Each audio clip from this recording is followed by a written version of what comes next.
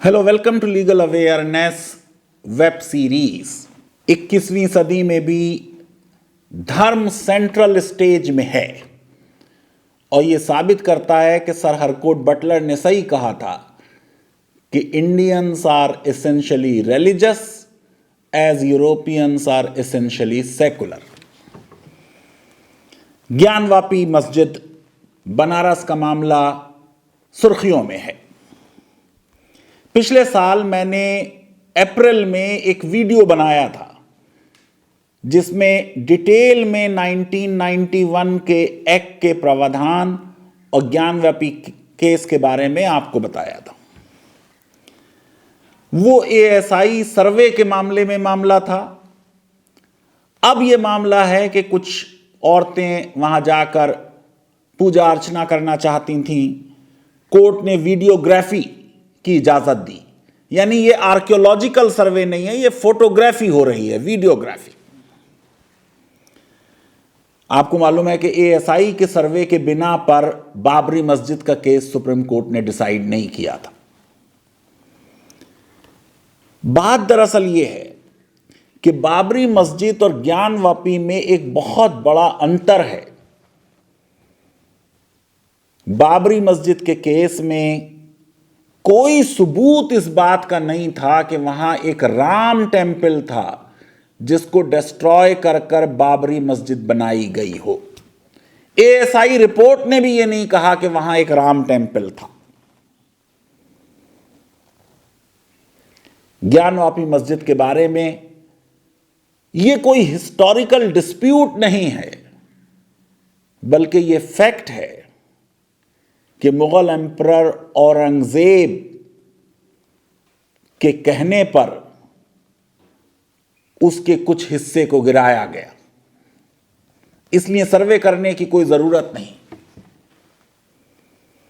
और अगर किसी मंदिर को कन्वर्ट करके मस्जिद बनाया जाए तो लॉ उस पर कुछ भी कहता हो,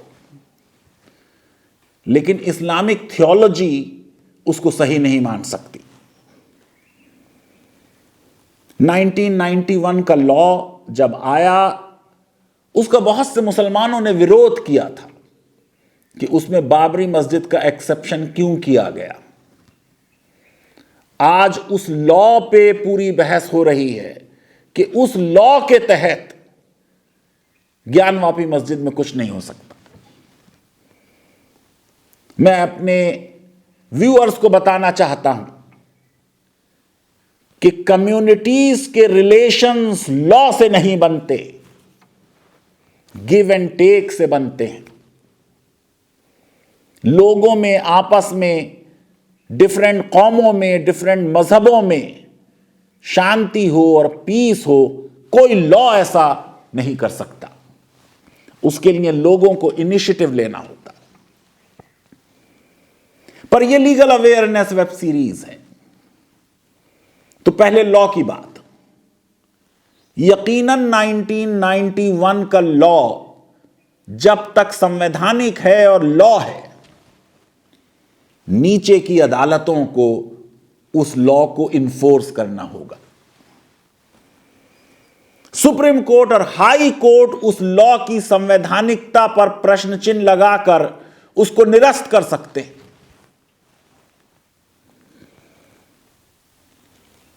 जो बाबरी मस्जिद के जजमेंट में 1991 के लॉ के बारे में बातें कही गई, जुडिशियल डिसिप्लिन यह डिमांड करता है कि नीचे की अदालतें उसको समझें। सुप्रीम कोर्ट ने कहा कि 1991 का लॉ भारत सरकार के सेकुलर ऑब्लिगेशन के फर्दरेंस में है, इक्वालिटी ऑफ रिलीजन्स को प्रमोट करता है, जो एक पवित्र ड्यूटी सरकार के ऊपर है कि इक्वालिटी ऑफ ऑल फेथ्स हों। वो इसका मेन मकसद है। और सेकुलरिज्म जो है वो एसेंशियल कॉन्स्टिट्यूशनल वैल्यू है, संविधान के मूलभूत ढांचे का हिस्सा। सुप्रीम कोर्ट ने कहा कि नॉन डेरोगेबल ऑब्लिगेशन है ऐसा ऑब्लिगेशन जो हटाया नहीं जा सकता, कम नहीं किया जा सकता, और नॉन रेट्रोग्रेशन प्रिंसिपल है। सुप्रीम कोर्ट की 5 जज बेंच ने बाबरी मस्जिद के जजमेंट में कहा कि अदालतें मुगल एम्परर्स की हुई गलतियों को सुधारने का सही फोरम नहीं है, और पुराने एंशिएंट रूलर से भी गलती हुई हैं, लेकिन इतिहास नहीं बदला जा सकता, उस इतिहास को अंडू नहीं किया जा सकता, उसके लिए लॉ जवाब नहीं है, यह सुप्रीम कोर्ट ने कहा है। मेरा 1 साल पुराना यह वीडियो ज्ञानवापी का आप देखेंगे अभी आगे, उसमें मैं भी ये कह चुका हूं कि योगी सरकार चुनाव बड़ी आसानी से जीतेगी, उन्होंने अच्छा काम किया है। मैंने मेंशन किया कि किस तरह 31 मार्च को जो लोग रिटायर हो रहे हैं, 1 अप्रैल को उनके अकाउंट में पेंशन आ जा रही है।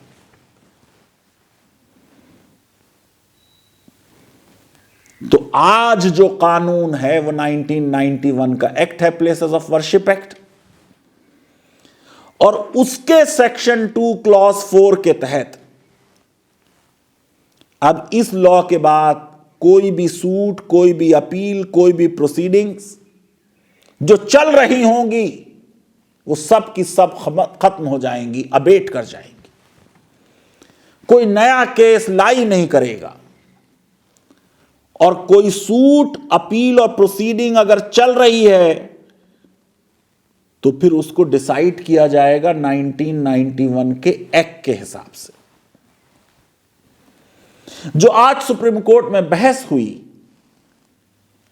उसमें मस्जिद के वकील हुफैजा अहमदी ने जो आर्गुमेंट किया वो ये था कि बनारस की कोर्ट के इस फैसले से मस्जिद का कैरेक्टर बदल गया, और 91 एक्ट के बाद किसी भी प्लेस ऑफ वर्शिप का कैरेक्टर नहीं बदला जा सकता। सुप्रीम कोर्ट ने उस आर्गुमेंट को एक्सेप्ट करते हुए जितनी भी शर्तें लगाई थी बनारस की अदालत ने कि 20 लोग आएंगे, वजूखाना बंद रहेगा, उन सब को हटा दिया सिवाय एक शर्त के, क्योंकि दूसरी पार्टी यह कह रही है कि सर्वे में वजूखाने में एक शिवलिंग मिला है, इसलिए कोर्ट ने कहा कि उस शिवलिंग को प्रोटेक्ट किया जाए। अगर वहां शिवलिंग है तो किसी सुप्रीम कोर्ट के आदेश की आवश्यकता नहीं थी। 17वीं सदी से जब उसका डिमोलिशन हुआ पार्शियल, तब से लेके अब तक उस शिवलिंग को 250-300 सालों में मस्जिद इंतजामिया ने डिस्ट्रॉय नहीं किया। यह अपने आप में एक सबूत है कि वहां पर कोई डिमोलिशन का खतरा नहीं था। लेकिन अदालत में आज बहस नहीं हो रही थी कि वो शिवलिंग है या एक फव्वारा है, इसलिए कोर्ट ने उसको कह दिया ठीक है, उसको प्रोटेक्ट करने के बारे में जो आदेश बनारस की कोर्ट का है वो मौजूद रहेगा, उसको हम स्टे नहीं कर रहे। अब ये तो आगे जाकर होगा मामला, एक्सपर्ट्स को बुलाया जाएगा, कार्बन डेटिंग की जाएगी और देखी जाएगा कि क्या वो शिवलिंग है या वो एक फाउंटेन है या एक फव्वारा है। बहुत लोग जो शिव के भक्त हैं वो सेलिब्रेट कर रहे हैं। बहुत लोग कह रहे हैं कि शिवलिंग इस तरह का नहीं होता और उसके बीच में एक पाइप डाला गया और वो पाइप 30 फीट तक गया। कई और मस्जिदों के फोटो आ रहे हैं जिसमें उसी तरह का एक फव्वारा या फाउंटेन है। मैं समझता हूं कि इस केस में दरअसल कोई भी कदम आगे नहीं बढ़ाया जा सकता जब तक या तो संसद 91 के एक्ट को या तो रिपील कर दे या अमेंड कर दे, और जिस तरह बाबरी मस्जिद का उसमें एक्सेप्शन था उसी तरह ज्ञानवापी मॉस का भी एक्सेप्शन क्रिएट कर दे, संसद को वो अधिकार है। या फिर सुप्रीम कोर्ट में जो एक दूसरी पेटिशन डली हुई है जिसमें 91 के एक्ट की संवैधानिकता पर प्रश्न चिन्ह लगाए गए हैं, सुप्रीम कोर्ट की संविधान पीठ उस एक्ट को देखे और यह तय करे कि वो संवैधानिक है या नहीं है। और अगर वो संवैधानिक नहीं है तो कोर्ट या तो उसको स्ट्राइक डाउन कर देगी, उसमें फिर कोई ऑप्शन और रास्ता निकलेगा। ये तो लॉ की बात हुई। लेकिन समाज में सद्भाव रहे, बाबरी मस्जिद में जो गलतियां हुई वो गलतियां ना हो, अदालतों में इस तरीके के झगड़े न जाएं, उसके लिए बेहतर है कि लोकल मसलों को लोकली सॉल्व किया जाए। मस्जिद इंतजामिया और जो लोकल लोग क्लेम कर रहे हैं, अगर वो आपस में बैठकर आउट ऑफ कोर्ट सेटलमेंट कर लें spirit of give and take में, तो वो बेहतर होगा। बेहतर है कि समाज में सद्भाव रहे। अगर सद्भाव इस तरीके से आता है कि कम से कम उस मस्जिद के बारे में जिसके पार्शियल डिमोलिशन को हिस्टोरिकली डिनाई नहीं किया जा सकता, तो उसमें दिल बड़ा करना हो तो दिल बड़ा कर ले। कोई एक मस्जिद या कोई एक मंदिर इस्लाम और हिंदुइज्म के लिए बड़ा नहीं हो सकता, लेकिन धार्मिक सद्भाव हो, समाज में शांति हो, एक दूसरे से प्यार और मोहब्बत हो, यह बहुत बड़ी चीज है। कानून को पकड़कर सिर्फ इस तरीके के मुकदमों को लड़ा जाना सही चीज नहीं। कानून बदले भी जा सकते हैं और कानून स्ट्राइक डाउन भी किए जा सकते हैं। बेहतर तो यह है कि जब इतना धर्म हमारे यहां है कि सारे धर्मों के प्लेसेस ऑफ वर्शिप में एक कमरा अलग बना दें जिसमें कह दें कि दूसरे धर्म के लोग आकर भी यहां पूजा पाठ, नमाज पढ़ लें, प्रेयर कर लें, जो कुछ करना चाहें कर लें।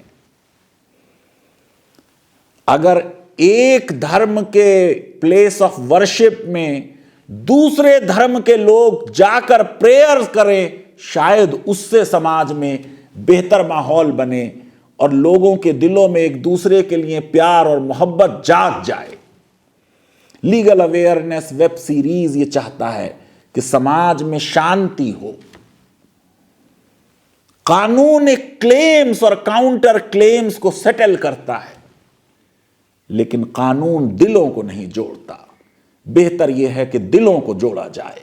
लीगल अवेयरनेस वेब सीरीज अगर आपको पसंद आती है तो मेरी रिक्वेस्ट है कि हमारे इस वीडियो को वाइडली शेयर करें, हमारे चैनल को सब्सक्राइब करें और बेल आइकन और लाइक जरूर क्लिक करें। दिलों को बड़ा करें, प्यार बांटें और प्यार बढ़ाएं और समाज में एक सद्भाव पैदा करें। बहुत बहुत शुक्रिया, धन्यवाद, थैंक यू वेरी मच।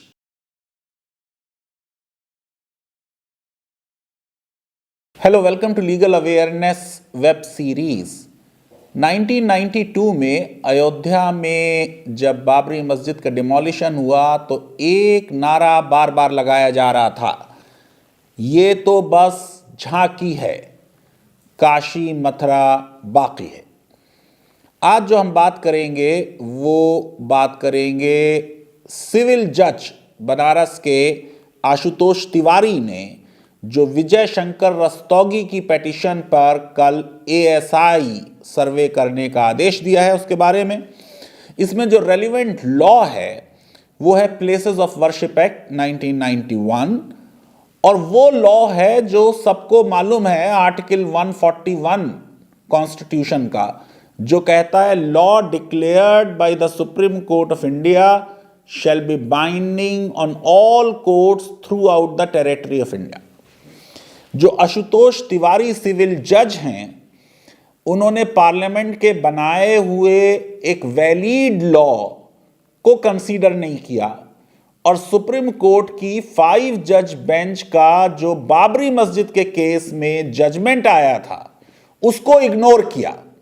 देखिए, जो सुप्रीम कोर्ट है वो ऑलरेडी 1991 के लॉ की संवैधानिकता इस वक्त एग्जामिन कर रही है। उन्होंने सेंट्रल गवर्नमेंट को इस पे नोटिस दिया है। जो नीचे की अदालत है उसको यह अधिकार नहीं है कि वो 1991 के एक्ट को अनकॉन्स्टिट्यूशनल डिक्लेयर करे। यह अधिकार सुप्रीम कोर्ट का है या हाई कोर्ट का है। जो लोअर कोर्ट है वो बाउंड है पार्लियामेंट्री लॉ से और बाउंड है सुप्रीम कोर्ट के जजमेंट से। मुझे यह लगता है कि इस मैटर में ये दोनों चीजें जज आशुतोष तिवारी ने पूरी तरह कंसीडर नहीं की। अब देखिए, जो टेंपल डिस्ट्रक्शन का इशू है इस पे बहुत बात होती रही है। हमारे देश में टेंपल और स्टेट इसमें बड़ी क्लोज रिलेशनशिप रही है। जो कुल देवता राजा महाराजाओं के होते थे उनको समझा जाता था कि वो प्रोटेक्टर हैं राजा के। तो जो दूसरा राजा जब उनको डिफीट करता था तो कुल देवता के टेंपल को डिस्ट्रॉय करता था। बहुत से टेंपल्स डिस्ट्रॉय होते रहे हैं। औरंगजेब के बारे में जाहिर है कि जहां तक काशी और मथुरा का मामला है उसमें एएसआई की जरूरत नहीं है, क्योंकि बाबरी मस्जिद के केस में तो कोई एविडेंस अवेलेबल नहीं थी जिससे यह साबित होता कि एक राम टेंपल को डिमोलिश कर बाबरी मस्जिद बनाई गई है। आपको मालूम है कि बाबरनामा में भी इस पीरियड के जो पेजेस हैं वो मिसिंग हैं। जो हिस्टोरिकल एविडेंस सुप्रीम कोर्ट ने भी साइट की है वो भी यूरोपियन ट्रेवलर्स की है और बहुत बात की है। मथुरा और काशी के मामले में बिल्कुल क्लियरली हिस्टोरिकली ये प्रूव हुआ है कि ये बुरा काम कि एक टेंपल को पार्शियली डिस्ट्रॉय किया जाए, डिमोलिश किया जाए और मस्जिद बनाई जाए, ये राजा के जो उस जमाने के एम्परर थे औरंगजेब उनके कहने पे हुआ। अब ये बात ठीक है कि इसके पैटर्न कौन है ये नहीं मालूम, और ज्ञान वापी मॉस्क का मुगल डॉक्यूमेंट्स में कहीं जिक्र नहीं है। लेकिन यह कि एक बड़ा 50 साल तक का पीरियड है। आपको मालूम है कि रियल जो अखंड भारत पे राज किया है और पूरे देश को मिलाया है वो औरंगजेब थे। अब इन्होंने बहुत से मंदिरों को ग्रांट्स दी। 1698 में रंग भट्ट के बेटे नेक भट्ट को खानदेश में, इलाहाबाद में, बनारस में, बिहार में टेंपल्स को ग्रांट दी, गुवाहाटी में दी ग्रांट। 1680 में भागवत गोसाई बनारस का मामला हो रहा है, कहा कि यहां पे ब्राह्मण को हैरेस ना किया जाए। तो राजाओं के पूरे दौर में ऊंच नीच होती रहती है। इस सिलसिले में लॉ कितना कुछ कर सकता है, आशुतोष तिवारी को सुप्रीम कोर्ट का जजमेंट पढ़ना चाहिए बाबरी मस्जिद का, उनको इस प्रश्न का उत्तर मिल जाएगा। लेकिन आइए पहले समझते हैं कि ये जो प्लेसेस ऑफ वर्शिप एक्ट है 1991 का, ये इन्फोर्स हुआ 18 सितंबर 1991 से, और इसने ये कहा कि जितने भी रिलीजियस प्लेसेस हैं सेक्शन 4(1) क्लॉज 1, उनका जो भी स्टेटस 15 अगस्त 1947 को था अब उसको चेंज नहीं किया जाएगा। मुझको नहीं समझ में आ रहा कि किस तरह जज आशुतोष तिवारी ने सेक्शन 4 क्लॉज 2 इग्नोर कर दिया। मैं आपके लिए पढ़ देता हूं। If on the commencement of this act any suit, appeal or other proceeding with respect to the conversion of religious character of any place of worship existing on 15th August 1947 is pending before any court, tribunal, or other authority, same shall abate. जितने भी cases किसी religious place के conversion के बारे में pending हैं, वो सब के सब अबेट हो जाएंगे। एक केस को छोड़ दिया था उन्होंने, बाबरी मस्जिद को एग्जेम्पशन दिया था, जिसका जजमेंट 2019 में आया। और फिर साफ तौर से यह बात कही इसमें, and no suit, appeal or proceeding with respect to any such matter shall lie on or after the commencement in any court, tribunal or other authority. 1991 में ये आ गया 18 सितंबर को मामला। अब कोई केस फाइल नहीं किया जा सकता। ये केस जिस पे ये ऑर्डर हुआ है, ये 2019 में फाइल हुआ है। कैसे इसको इंटरटेन कर लिया? ये बात सही है कि अगर सुप्रीम कोर्ट स्वयं बाबरी मस्जिद के जजमेंट से हट जाए और प्लेसेस ऑफ वर्शिप एक्ट को स्ट्राइक डाउन कर दे एज अनकॉन्स्टिट्यूशनल, तब ये सारे डिस्प्यूट्स अदालत में ओपन हो जाएंगे और कोर्ट्स को राइट होगा उन्हें डिस्पोज ऑफ करने का।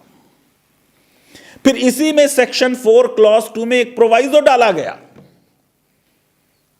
कि अगर कोई केस फाइल होता है तो वो केस डिसाइड किया जाएगा इस लॉ की अकॉर्डेंस में। यह लॉ क्या कहता है कि जो 15 अगस्त 1947 को स्टेटस था किसी रिलीजियस प्लेस का, वही स्टेटस रहेगा। मैं समझता हूं कि इस पार्लियामेंट्री लॉ को या तो यूपी सुन्नी वक्फ बोर्ड ने या ये जो ज्ञान वापी मैनेजमेंट था, इसने सही से जज के सामने रखा नहीं, या जज ने उसे सही से समझा नहीं। अब ये तो हो गई एक लॉ की बात, ये लॉ है। अब देख लें एक जुडिशियल डिसिप्लिन की बात। एक सिविल जज सुप्रीम कोर्ट की कॉन्स्टिट्यूशन बेंच 5 जजेस बेंच के जजमेंट के विरुद्ध जा रहा है। सुप्रीम कोर्ट ने क्या कहा प्लेसेस ऑफ वर्शिप एक्ट में, बाबरी मस्जिद के ही केस में? सुन लीजिए, places of worship act is intrinsically related to the obligations of secular state. It reflects the commitment of India to the equality of all religions. Above all, the Places of Worship Act is an affirmation of solemn duty which was cast upon the state to preserve and protect the equality of all faiths